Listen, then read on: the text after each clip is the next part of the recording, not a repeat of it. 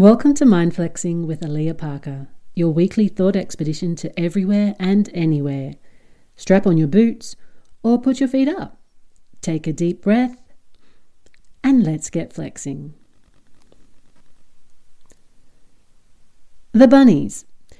It's not exactly the sort of football name that stokes fear in an opponent. No one flees from cute little bunnies, not like they would a tiger or a shark. Even a sea eagle or toothy eel give rise to a degree of caution, and I've run from a rooster. But bunnies? Most footy fans don't raise an eyebrow at why the South Sydney Rabbitohs would be associated with rabbits, though I suppose you could joke that they give a good thumping. Since 1908, generations have grown up hearing the name the Rabbitohs, and, as often is the case with things we are used to, it's just accepted. The Redcliffe Dolphins? I can't explain that one. Not scary at all. But the bunnies? I can explain. Because despite the colloquial nickname, they're not actually bunnies. Rabbitohs are altogether quite different. The problem is, younger generations have no idea what a Rabbitoh is. Rabbitohs were once very common. They were rabbit hunters, hawkers of days past when life was hard and meat was scarce and expensive. The name Rabbitoh evolved in Australia, where hunters hawked their catches through the streets calling, "Rabbitoh, Rabbitoh!" And so naturally, Rabbitohs they became. My grandfather, Brian, likes rabbit meat. Not that it's easy to come by these days. Our wealthier society has no need for its gamey taste and, if not cooked just right, tough texture. But if my grandfather sees it or offal or brains on a menu, he will always order it for the nostalgic memory it evokes. The sensory experience of food has a way of reviving things stored deep within, and for my grandfather, those are memories of his mother's cooking. She knew how to cook rabbit. In the early 1940s, as war ravaged the world and food was dealt out in rations, Brian, just a boy at the time, would go rabbiting with his father through the paddocks that once surrounded Parramatta. My great-grandfather, James, was quite an opportunistic fellow.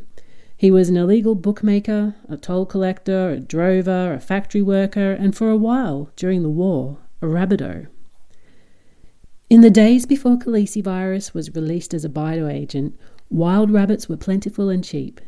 Though small, they were a lifeline for a population living off ration tickets, and anyone who got hold of one from a street hawker could put meat on the table and use their ticket to purchase some other necessity. My great-grandfather worked shifts at a tyre factory 6 days a week and went rabbiting with a group of men between. Some weekends, little Brian went with him. They walked from Parramatta out to the rolling farmlands around Westmead, Dundas and North Rocks, where rabbit warrens were abundant along the farm boundaries. Those farms have long since disappeared, replaced by urban sprawl and, in recent years, a growing number of high-rises. But back in the days before urbanisation, they set off on their long walks carrying a box wrapped in chicken wire containing the secret to catching rabbits. Ferrets. My grandfather says they had 2 ferrets, little thieves their Latin etymology suggests. To catch the rabbits, all entrances and exits to the warren were found and covered with nets before releasing the ferrets inside to ferret them out. They may look cute, but ferrets are vicious little hunters, and just the right size for terrorising rabbits. The rabbits were chased out and caught, often 10 to 15 per warren. Then they were skinned and sold for 2 bob a pair, which was 2 shillings and equivalent to about 20 cents. The pelts could fetch a little more. Most importantly, there was food on the table. It was a very efficient hunting strategy, but now and then, Brian says, a problem arose. If there were kittens in the warren, the ferrets stayed and feasted like little vampires, drinking only the blood. Then, satisfied, they stayed in the warren. When such an inconvenience occurred, the men had to dig the ferrets out, and if that couldn't be done, they had to leave and come back the following day to find them.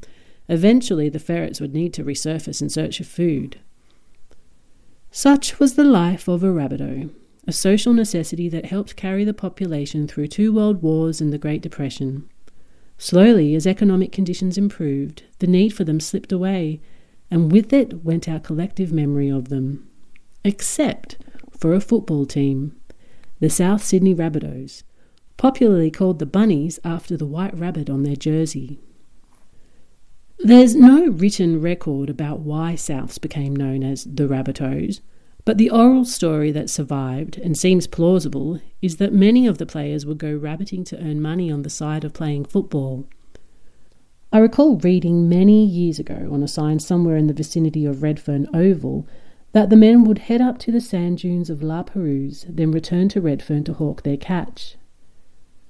Some versions of the story say players would frequently turn up to games with shirts stained in rabbit blood, hence the colour red in their jersey. 13 Rabbitohs, stained in blood. Now that's something that would have stoked fear in the opposition.